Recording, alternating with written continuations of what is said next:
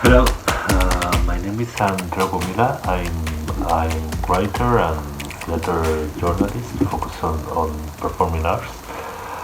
Greg Pro asked me to tell you about all these times in Barcelona, the how has affected the coronavirus in the theater environment in the city, and talk to you about all the initiatives that has been put in place in the city. So I have a previous headline that is the situation is terrific. I mean that all theaters closed in mid-March, approximately the 12th or 13th March. They have to close their doors, and they are not going to open until this July, thanks to Greg Festival. But and it means that um, most of the artists are not going to earn any money during these days because all the plays that were cancelled, that were scheduled for March, April, and May in the city theaters, um, that means that all the artists involved in this place, they don't get any money for this, because here we don't have any special statute for artists, like a kind of French sporadic workers of arts, or anything, and government um, initiatives to help the performing arts sector has been very shy and in most cases useless, because they were dealing with artists like if they were any other work in society. Most of the artists are self-employed, and they couldn't get most of the aids given by government. So I have talked to many important Catalan artists in the last days, and they are very afraid, because if the situation keeps on going during the autumn, or in any time in winter, they they are going to be in a very hard and difficult situation, because here, differently that what has happened in many of European countries. If your play has been cancelled, theater, they don't have any data with you. So maybe you have the chance to do it in autumn or in winter, but you have to wait again until autumn or winter, and it means a lot of months in the in the way to be able to work. So, and that's that's difficult. So, but during these days there has been uh, some shy initiatives done by public theaters in Barcelona. The biggest theater in Catalonia, that is National Theatre of Catalonia, has been doing nothing. They stop in mid March, and they are going to reopen in October. They have announced the next season, but during 6 months they have done nearly nothing. They have done a lot of Instagram lives with the artists that were involved in the place of the on the current season, but they have done nothing more. Mercat de les Flors, that is the Barcelona House of Dance. They have done they have streamed in YouTube or on Vimeo many of the repertoire of the theater, but differently that National Theatre of Catalonia have done, that they haven't put any of the old plays in YouTube or Vimeo. No, it's a very strange situation. Nobody knows what has happened here, but the only public theater that has done some things is Teatre Lliure, that in the beginning of May they announced that they are going to pay to legal production one radio theater play that it was called El Gegant del Pi, made by an actor, Paul Vinyals, a young, talented, and smart actor that was a kind of a radio theater play that was a very very big success, because people have to pay to see it. It was a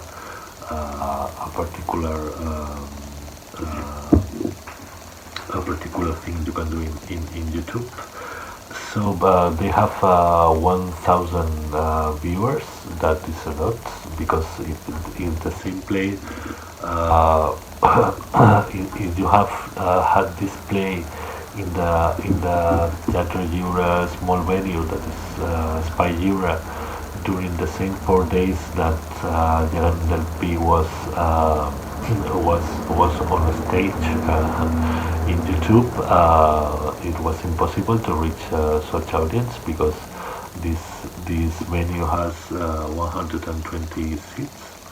So if you have the full house, in 4 days, you could reach 480 people. So if you have reached the 1,000 listeners, I think it's a good thing.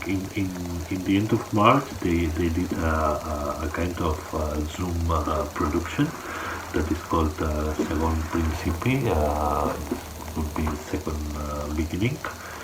And the most funny thing was a bot created by Roger Bernat. It was a bot that you can chat with it. It was a bot called Ina, ENA.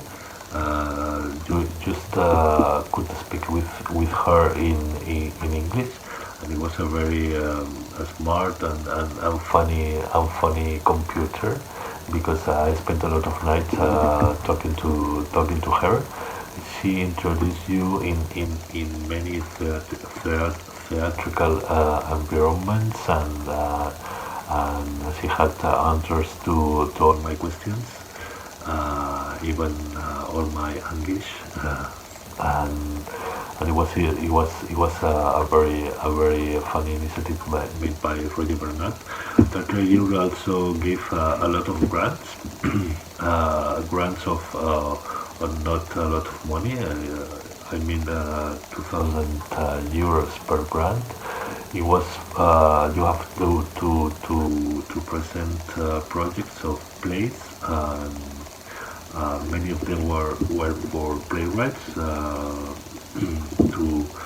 They wanted Teatre wanted to pay writers to do a job that is writing.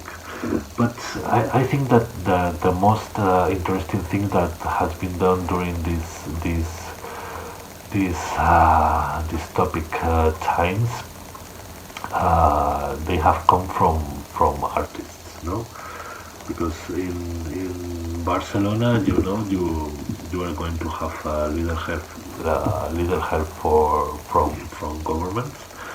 So artists they need to do things. No, I don't know uh, any artist who has been crying in the corner of their homes during this time. They have done a lot of things, many things that has gone public, a lot of things that have not. And the most popular was created in the beginning of the lockdown. That is was called Coronavirus Plays. It was an idea of a Catalan playwright, Jordi Casanovas. He asked people or not people, playwrights to write plays and about 5 minutes of duration, and to make them public on Twitter. and these plays should be represented by or performed by actors and actresses that were in lockdown. It was a very big success because if you put the hashtag coronavirus plays in Twitter, you're going to see a lot of plays made, especially in April. Another good thing was made by uh, the most special Catalan company, La Fora dels Baus, that they did the two plays through Twitch. It's an interactive video platform. In this place were very the first one was was very little, but they but afterwards they did a version of a Shakespeare plays. I remember, I think it was Macbeth, and it was very very interesting because it was recorded by actors at their places, and I'm talking about La Fora dels Baus. It's not playing theater with an actor talking to a camera like I'm doing right now with you. There were sound effects, visual effects, a lot of movement. It was a very fun idea by Pec Gatell, one of the founders of La Fora dels Baus. And in the end of May, many Catalan companies they brain thinking what can we do now. So and they decided to produce news plays in in in in video. So the most exciting one initiative was made by a little young company that is called Pirates Teatre. It's a company that they do musical theater, and they run a little venue in in the city center. That the venue is El Malda Teatre. And they put in place a very fun idea that is Dilluns de Merda. In English would be fucking Monday, and every Monday they are streaming plays, and most of them are quite fun. So. But the most exciting idea made by artists during these days was a thing that was called Comando de Salto Escénico. It would be a stage assault commandos. Behind that idea, there were 4 people. One is Aina Tur. It's a playwright. Another one is Andres Lima, stage director and playwright. Another one was Marshall Cruz. He's a very interesting young scenographer, and he has created a very beautiful set design for many plays. and the fourth leg of these commandos was Ivan Morales. That's he's a stage director and playwright. So they have a very nice idea, a very lovely idea. That they didn't want that theater stop. So they think, where where where can we do theater now? So when there was the total lockdown, you could do theater or this kind of theater that you could do theater in YouTube, but in any other place. So, but in this day we have rediscovered balconies in the city. So they said, well, in the first stage we're going to put plays on a stage in balconies. So, but we are going to have a second stage because we are not going to be locked down in our homes during many months. There will be a day that we are going to be able to go out. So they say, well, in Spain there are a lot of squares, so we are going to do theater in squares. They built up a big project to put theater on squares. Behind that project, there were, for instance, more people like Fira Tárrega. It's a street theater festival.